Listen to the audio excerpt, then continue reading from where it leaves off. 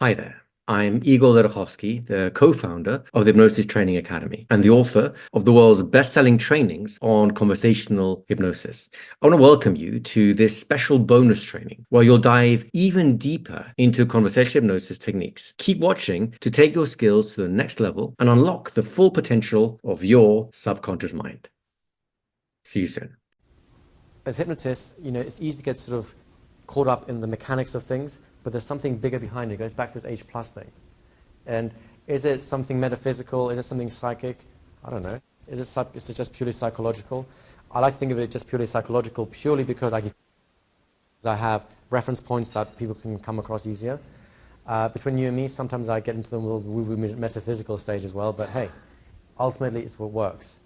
And the key thing here is, when you're using self-hypnosis, when you use hypnosis with someone else, that's the bit you want to, it's that untouchable, unnameable something that you want to get hold of. And you all know it by a different label. Because there's like this is kind of a metaphor I like to use, it's like a mystical land in the middle of nowhere, as Erickson would call it, and we've all been there at some point. Maybe we've been through like a big illness, and at some point we just go somewhere and the next moment we wake up and we're fine. Or we go through a moment of crises and it's just the right time, just something happens inside us and we decide that's it, it's over, and your life goes back up again.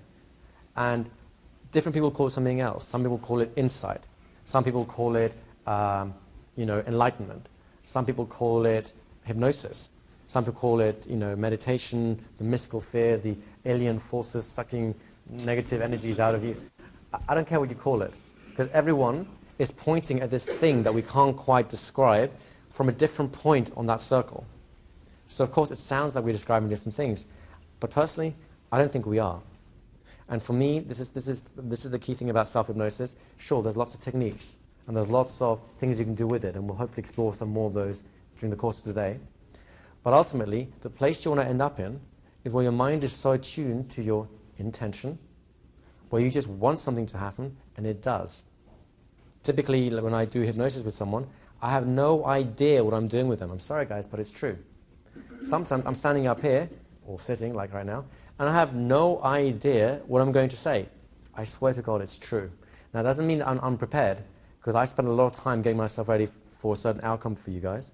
But I have an intention, and I've got to find a way of being able to express it, and the only way I can do that is sitting here and really wanting it, and then the right things happen. Either the right things get said, and I'll respond from that, or I'll just find the right thing to say, and you get the right attitude. Do you see where I'm going with this?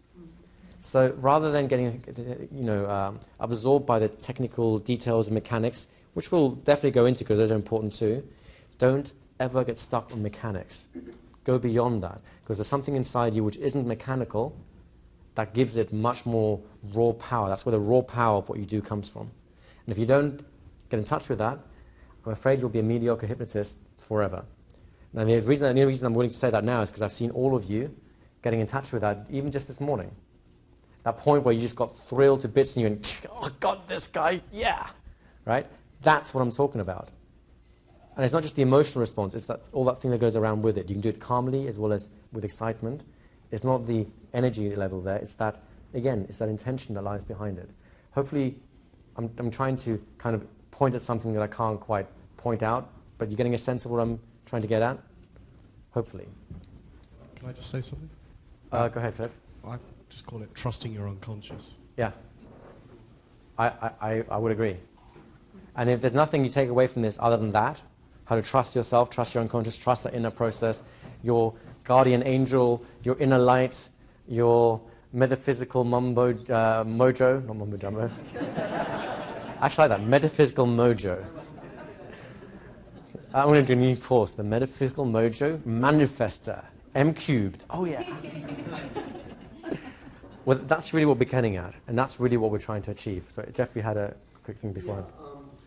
Yeah, I first got into this whole thing about self-hypnosis through Max Freedom Long's work right. years ago. The Huna guy. And he really talks about like the subconscious being just, maybe it's a mechanical thing I'm talking about, but the value of repetition, the unconscious mind. If you change a message, you're giving a different message. And so I've had experiences where there's something I need to work on, and once I have that message in my mind, it's almost like a mantra that runs in the background, and I can get into the state where the mantra runs maybe every day. I'll sit down and I'll run it, and I've had some very interesting experiences and results from doing that kind of process. You see, you guys are doing self-hypnosis already. It's just you call it something different, right? You've all done it. So I'm trying to not teach you something new. I'm just trying to get you to identify something that you can already do, and then just maybe refine it a little bit. I've had really. That's it. This is good. Oh, okay. Anyway, I've had really great success talking about inner wisdom, and with my clients, and having them kind of think of little ways that like gestalts of awareness have popped up to solve little problems. And, just by getting in touch with that part of themselves, people's lives have changed drastically. I agree. I think that's the more powerful. The little changes we make every day are way more powerful than the thunderbolts and lightnings we try to throw from the Mount Olympus. I mean, they're great when they happen, but to be honest with you, your life is made up of little moments. And I call it inner wisdom because people can relate to it. Sure. And, again, I don't want to get hung up on the labels. You can call it inner wisdom, you can call it whatever you want. What matters is, if you're using it with other people, that they get what you're talking about. And more importantly, with yourself, you get what you're talking about. Because that helps, right, So let's just move on to some more experiences, because I want to, let's have one more comment, and then we'll move on to some experiences, because there's a lot more things I want to do with you guys today. The student extracts the inner wisdom from the teacher. That happens pretty commonly. One of the things that I've noticed as a speaker, things fly out of my mouth like what you just said, and I can't wait to take a break because I got to say, I got to go write this down. Yeah. This was pretty good stuff. So one of the things that I've turned to in programs is I offer, this is a pretty dirty trick, but I offer certificates to the best note taker in the room.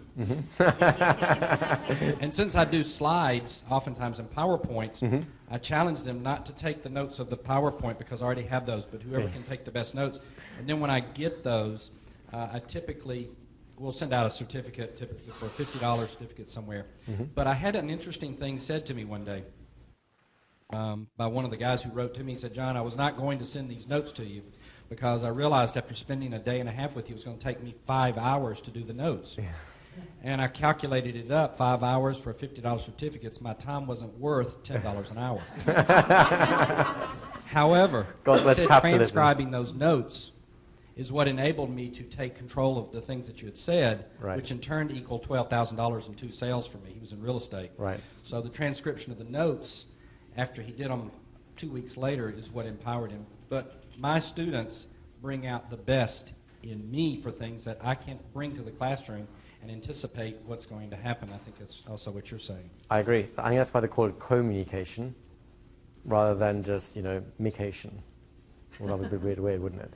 So I think there's one last person who wanted to say something, and then we'll crack on. I bought your tapes last year. Okay. And I've gone over them. I've tried to practice really hard, and nothing's happened.